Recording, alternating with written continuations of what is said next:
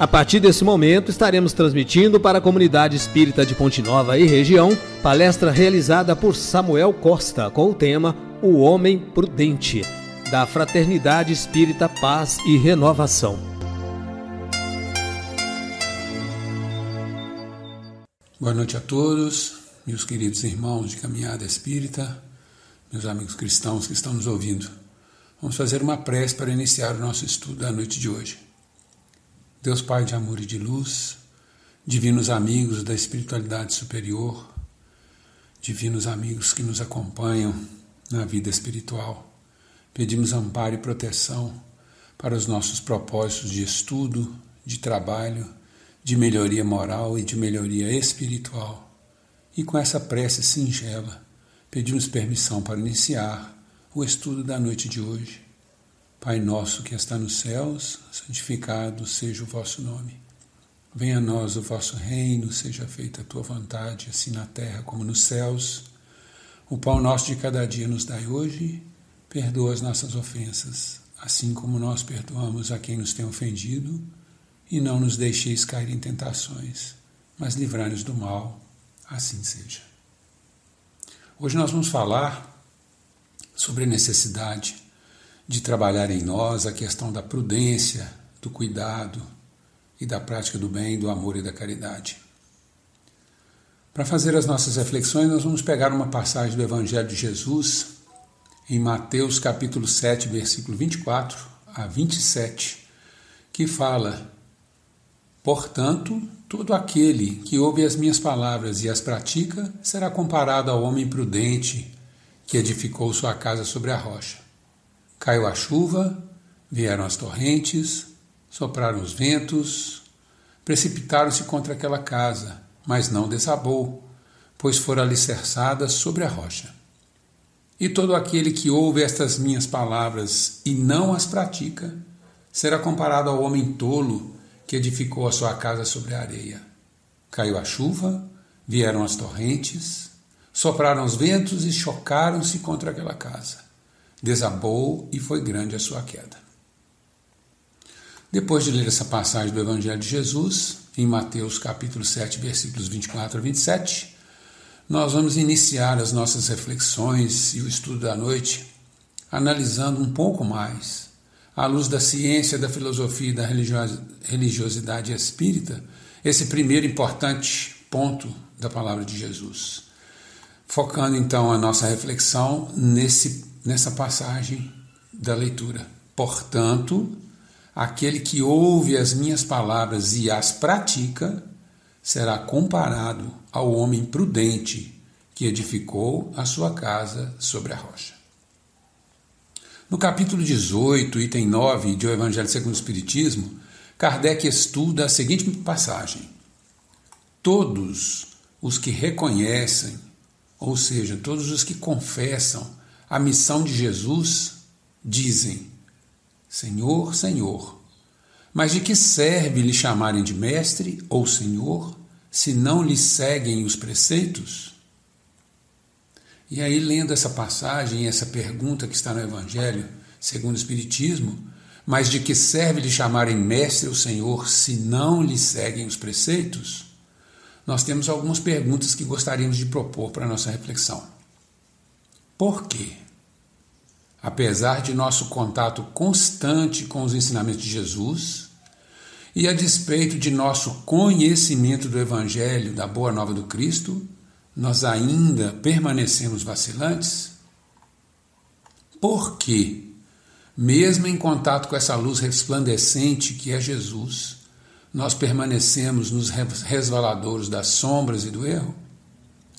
Resvaladouros das sombras e do erro, que nós podemos traduzir em nossa falta de coerência ética. O que seria essa falta de coerência ética? Ou essa incoerência ética? Sendo que coerência ética ou consciência ética é quando aquilo que eu digo está alinhado com aquilo que eu faço.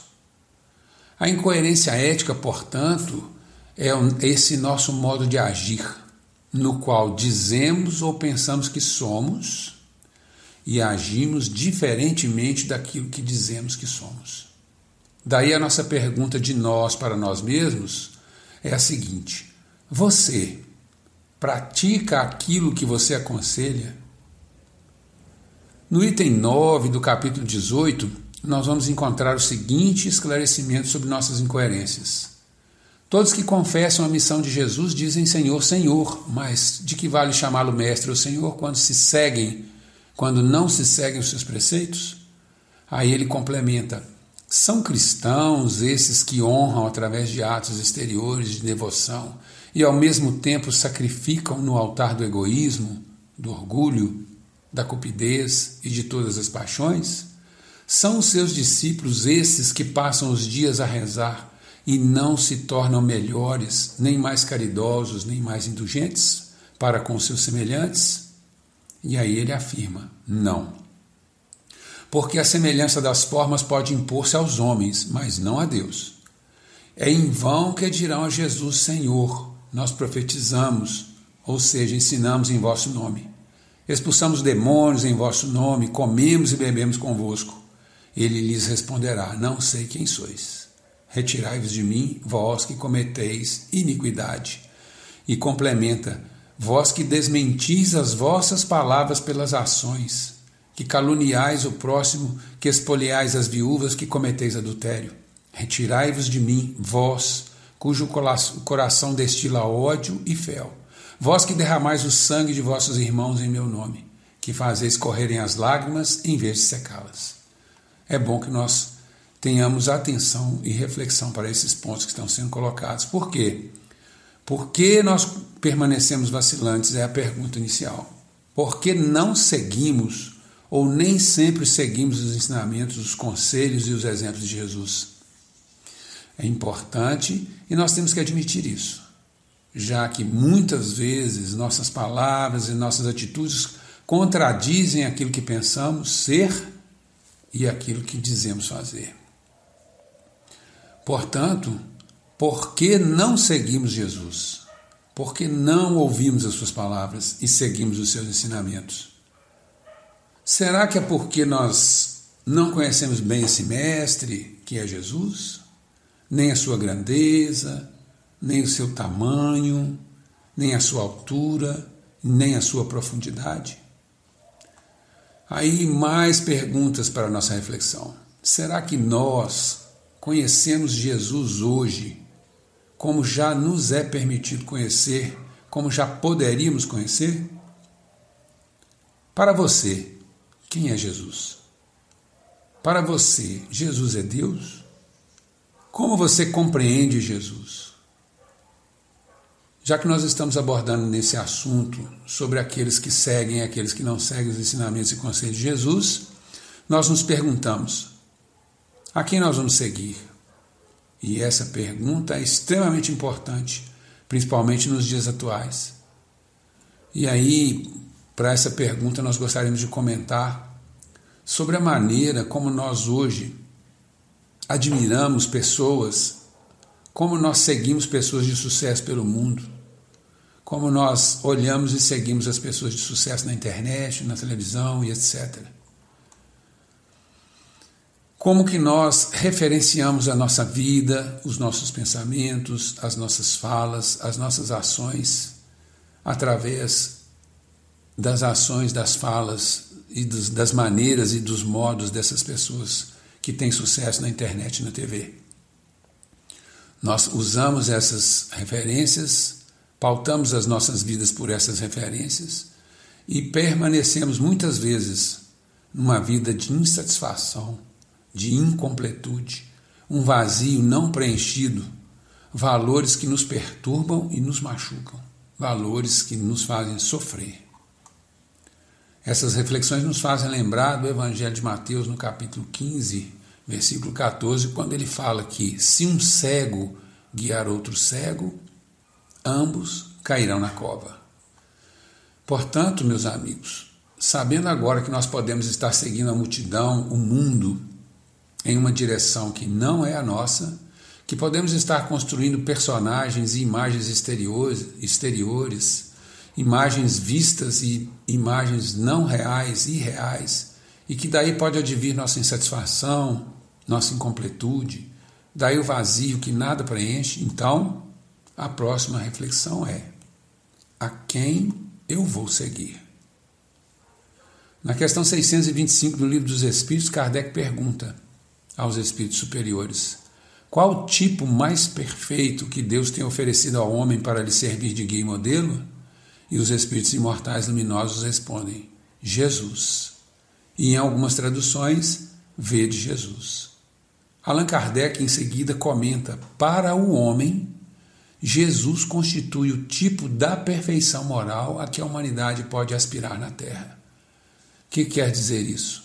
Que Jesus é o espírito mais luminoso, mais perfeito que já habitou entre nós.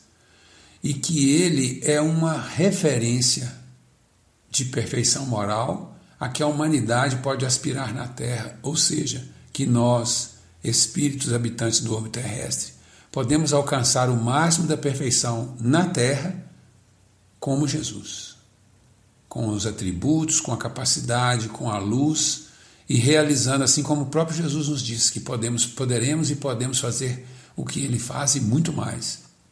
Então ele é a nossa referência, ele é o nosso modelo, que Kardec quer nos mostrar quando diz que Jesus constitui o tipo de perfeição moral que a humanidade pode aspirar na Terra, sobre como estamos localizados no planeta Terra, sobre as faixas e suas diversas fases, infância, maturidade, madureza, sobre nossa real condição de aprendizes e de como estamos postos na vida, entre aqueles que nos ajudam e aqueles que nós podemos ajudar. Todos nós, os espíritos mais perfeitos, os espíritos que já estão caminhando, os espíritos mais imperfeitos, os adultos espirituais do orbe terrestre, as crianças, os adolescentes, os bebês espirituais.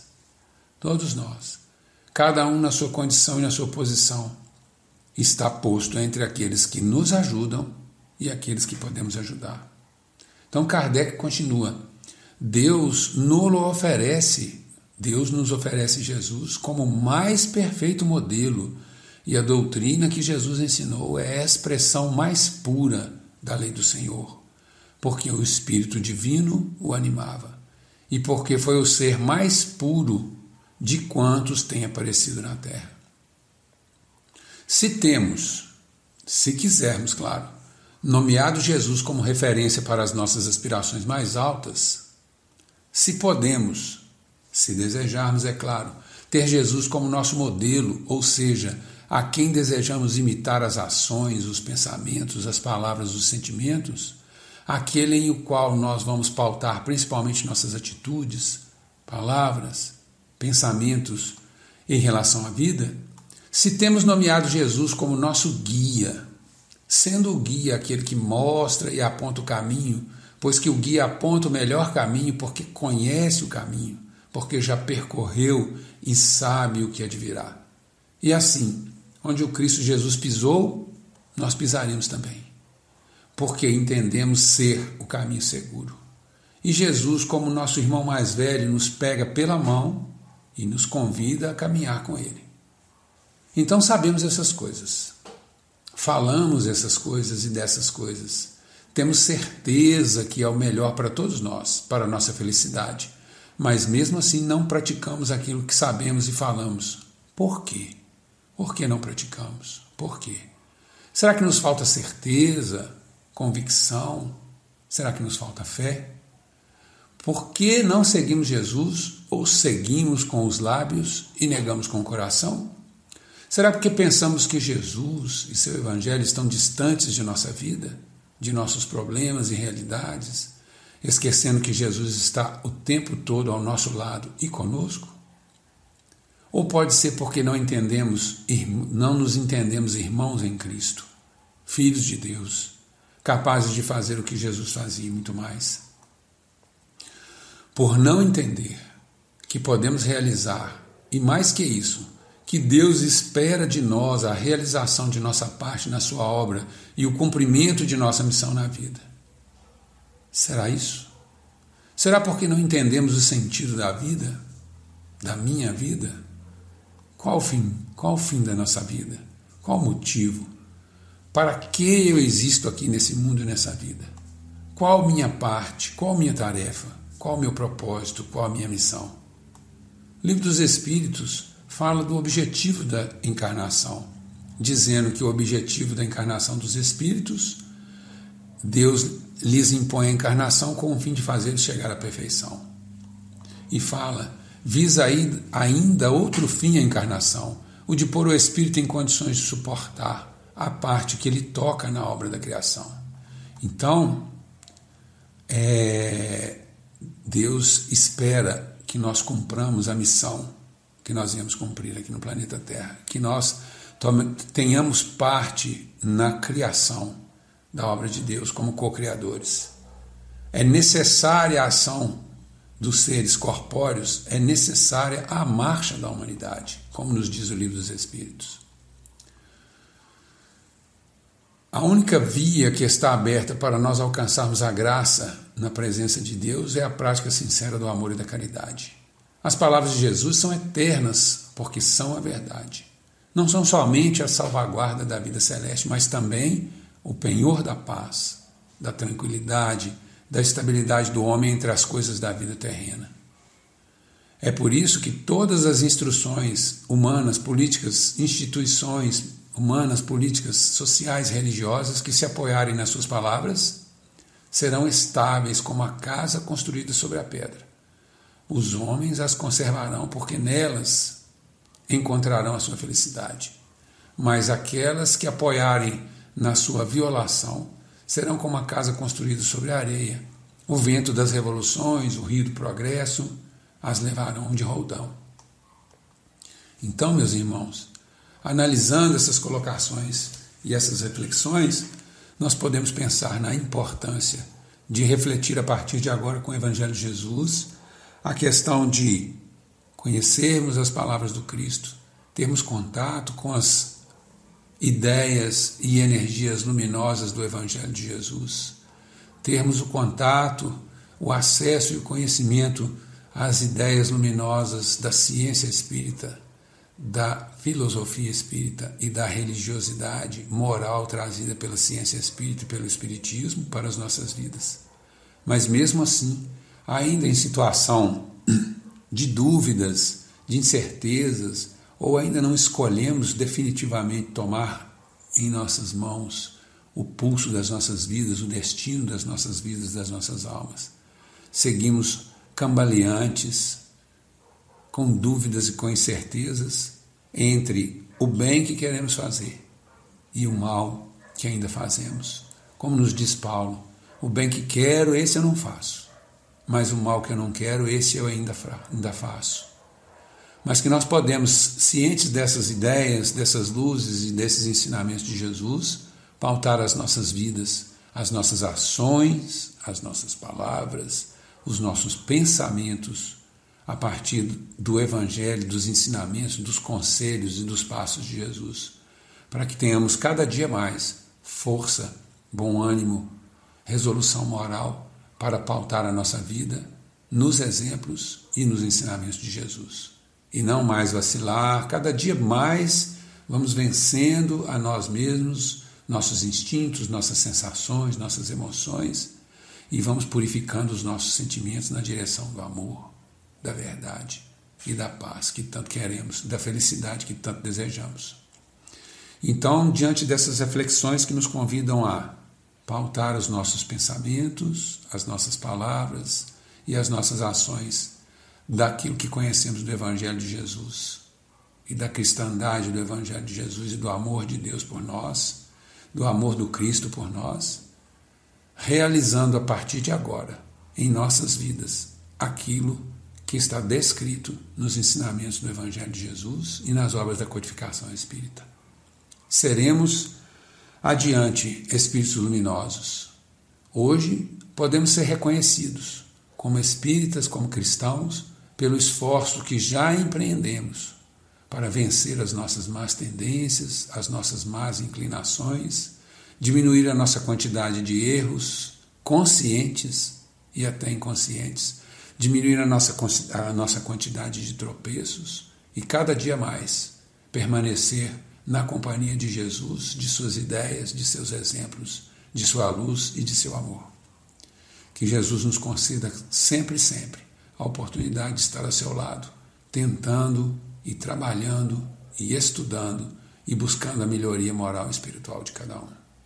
Muito agradecidos por essa oportunidade, nós vamos fazer então a nossa prece de encerramento, agradecendo a Deus, nosso Pai, pelo seu amor, a Jesus, nosso irmão amigo, nosso companheiro luminoso de todas as horas, aos amigos da espiritualidade superior, aos anjos guardiões de cada um de nós, para que nos fortaleçam sempre as ideias no bem, para que nos fortaleçam sempre os ideais de aprender, de progredir, de construir em nós o Filho de Deus que queremos ser.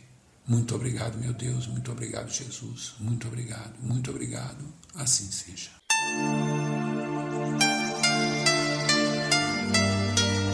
Termina aqui a palestra do Grupo da Fraternidade Espírita Paz e Renovação. Boa noite.